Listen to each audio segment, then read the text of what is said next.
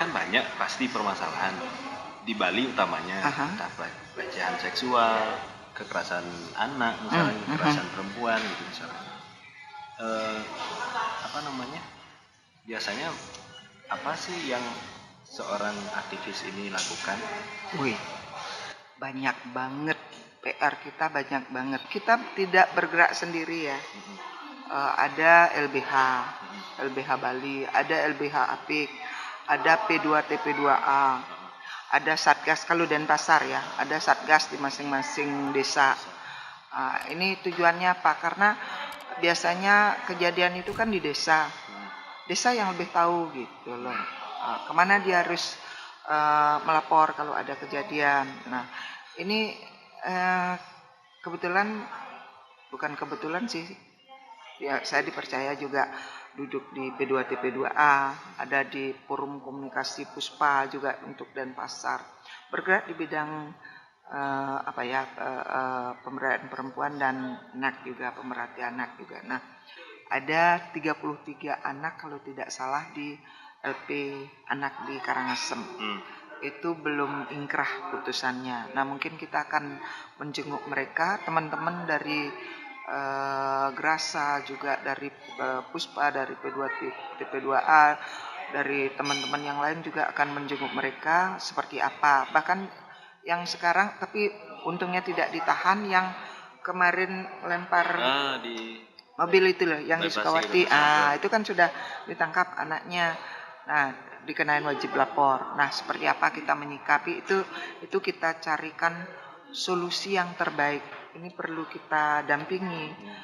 Karena si anak itu bukan hanya sebagai pelaku biasanya, tetapi juga sering menjadi pelaku dan menjadi korban. Korban gimana sih?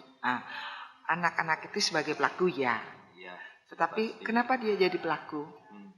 Kalau menurut logika kita kan anak seumuran itu nggak mungkin lah melakukan seperti itu.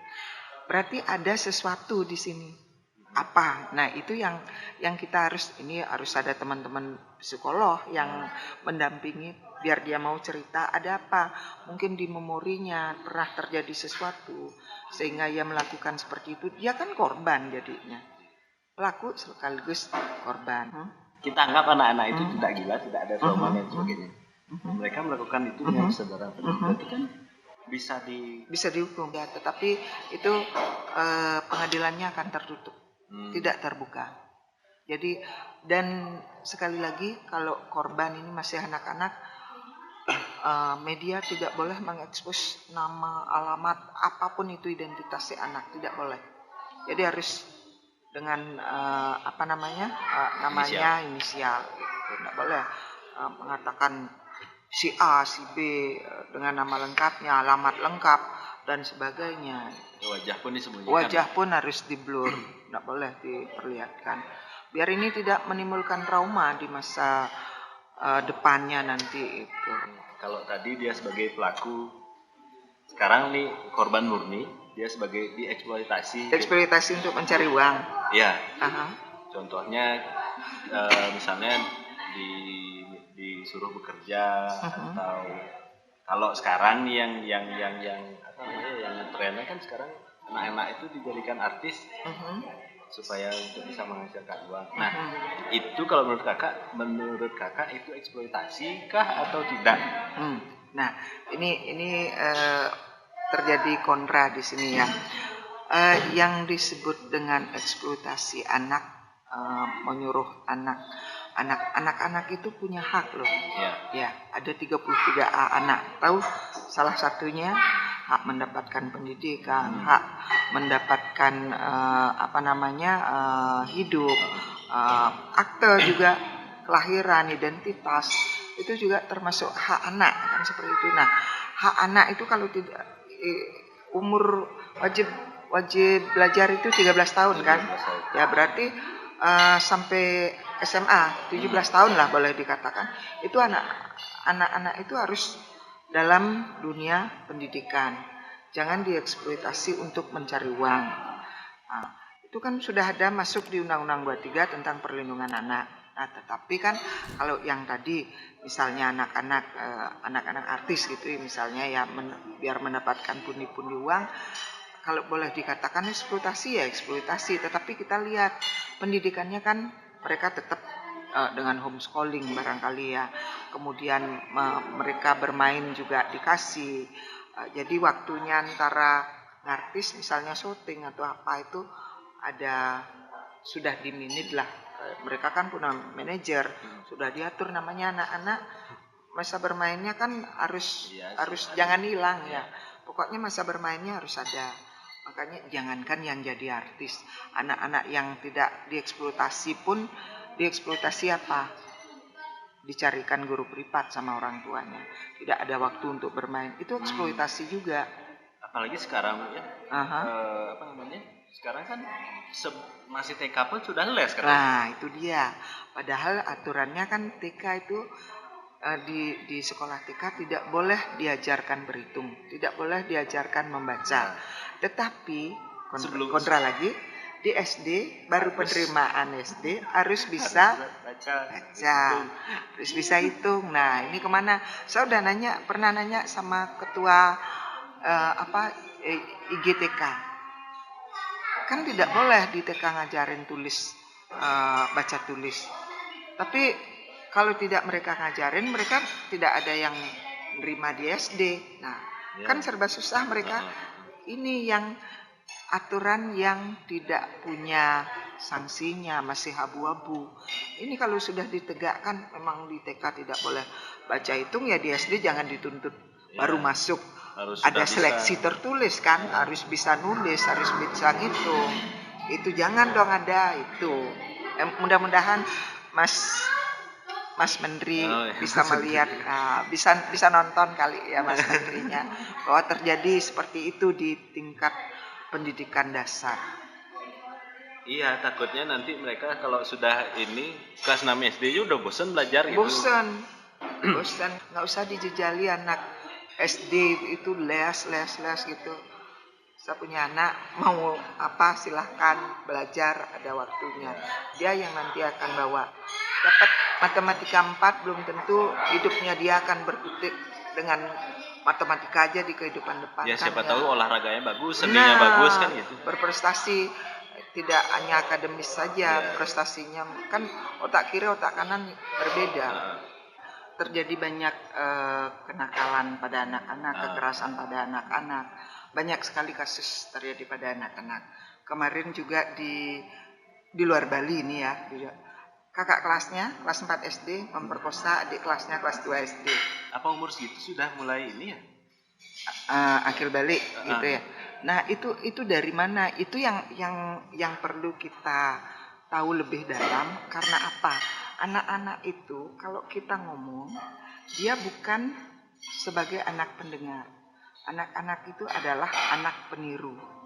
Apa yang kita lakukan, orang tua lakukan. Anak-anak persis itu yang dilakukan. Ya. Nah, nyambung soal itu berarti kan diperlukannya ada sosialisasi mungkin atau apa gitu tentang seks edukasi. Kalau menurut kakak itu efektifkah sosialisasi seksualitas itu? Perlu banget kan, dari sudah ada wacana ya dari mungkin 10 tahun yang lalu sudah ada wacana dari Kementerian Pendidikan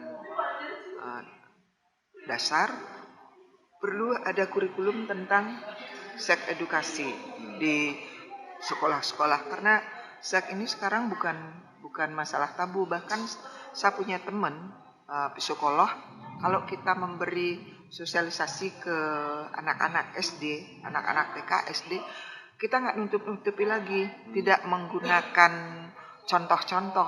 Misalnya, kamu tidak boleh dipegang oleh siapapun juga, apalagi lawan jenis.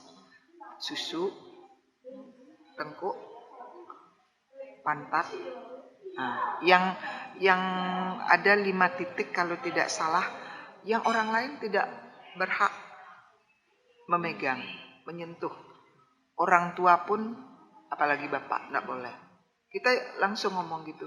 Tidak boleh kita ininya loh, ininya. Tidak boleh kita bilang gitu. Lebih terbuka lagi kita memberikan sosialisasi. Susu itu untuk apa? Bla bla bla bla. Alat kelamin itu tidak boleh. Ya, Yang laki kita juga, laki perempuan kita kasih tahu.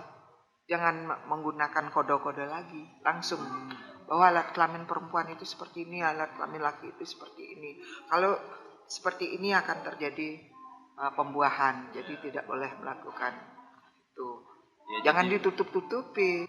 Kalau mereka sudah paham, kalau tentang seks harusnya seperti ini, seperti ini. Kalau saya melakukan ini akan terjadi seperti ini. Jadi dia bisa menahan diri karena tahu akibatnya. Karena yang tidak tahu akibatnya, dia tidak bisa menahan diri, terjadilah persetubuhan walaupun suka sama suka, tapi kan masih di bawah umur. Nah, itu yang terjadi. Kita mau nikahkan mereka, dilema kan? Ya. Kalau tidak kalau dinikahkan, mereka sudah, yang perempuan sudah hamil. Semua masyarakat harus bisa memberi pemberdayaan lah pada perempuan, karena seperti tadi perempuan itu adalah ibu kita juga kan, ibu pertiwi kita juga. Kalau perempuan sudah, jangan pikir kalau perempuan itu cerdas akan melangkahi atau mengungguli laki-laki, tidak akan pernah.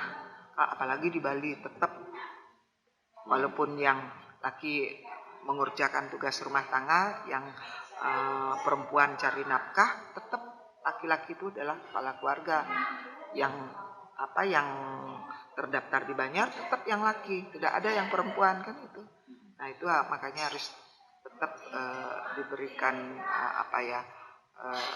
pemberdayaan lah, bahwa perempuan itu perlu kita support, perlu kita lindungi, bukan malah tapi mencari kesempatan. Kadang yang terjadi kan gitu di masyarakat, misalkan ada satu korban pelecehan seksual, tersebarlah di media sosial ini misalnya. Sebagian besar masyarakat itu justru menyalahkan si korban ini, yang notabene perempuan. Jangankan masyarakat, pejabat kita pun, makanya kami aktivis jengkel sekali. Ada pejabat yang mengatakan bahwa perkosaan itu terjadi karena perempuan memakai rok mini. Korelasinya di mana? Padahal sebenarnya yang terjadi banyak pakaian tertutup juga. Yang pakaian tertutup juga banyak yang diperkosa. Orang mandi di kolam renang pakai bikini aja nggak ada yang memperkosa toh. Tapi bisa jadi hamil kan? Nah itu bisa jadi hamil itu. Nah itu lain lagi. Nah itu yang terjadi, masyarakat kita terlalu cepat menjudge seseorang bahwa pasti yang disalahkan perempuannya. Kamu bajunya, pakaiannya terlalu mengundang lawan jenis, terlalu roknya terlalu mini. Tapi kan tetap juga kondisi itu terjadi, ya memang ada niat yang laki untuk memperkosa dan lain sebagainya. Kan banyak sekali kejadian baru kenal di Facebook gitu ya, ketemu di darat, ketemu di dunia nyata, dilarikan, disembunyikan beberapa hari gitu kan, banyak juga kasus-kasus seperti itu. Nah seperti tadi, inilah makanya kita perlu perempuan itu harus cerdas, jangan bodoh, sehingga tidak bisa dibodohi oleh lawan jenisnya. Kalau semua perempuan sudah berdaya, cerdas, bisa mengimbangi laki, tidak akan terjadi lagi hal-hal seperti ini. Apa kesimpulan yang bisa diambil? Jadi wanita itu harus cerdas. Jangan wanita, perempuan. Oh, oke. Apa bedanya? Kalau wanita, wani ditoto. Wani ditoto itu bahasa Jawanya diatur, ditata. Oh, ya. Perempuan pengampu. Kita ngempu, ngomong anak-anak, ngampu anak mertua juga, karena kita juga. Jadi jadi perempuan itu mandiri secara finansial, cerdas. Kita dilahirkan laki dan perempuan itu memang berbeda, tapi tidak untuk dibeda-bedakan. Punya hak dan kewajiban yang sama. Laki dan perempuan sama. Perjuangan Ibu Kartini sekian tahun harus tetap, apalagi ada pengaruh kesamaan gender. Itu pemerintah sudah mengakui kok. Jadi tinggal kita aja sebagai seorang perempuan bagaimana bisa berperilaku yang sejalan, serasi, selaras, beriringan dengan laki-laki. Mungkin segitu aja dulu Kak ya. perbincangan kita Oke. malam hari ini. Padahal masih ingin cuap-cuap ya. Oh, biasa gitu penyiar mungkin ya. Oh ya, bisa lagi didengerin hari Senin tiap hari Senin. Tiap hari Senin harus didengarkan Jam. RRI Pro 1 jam 4 sampai jam 5. Interaktif. Boleh nanya apapun. Ya, kalau saya selalu dengerin. Jangan dengerin aja. Masuk langsung di nomor 0361 222 161.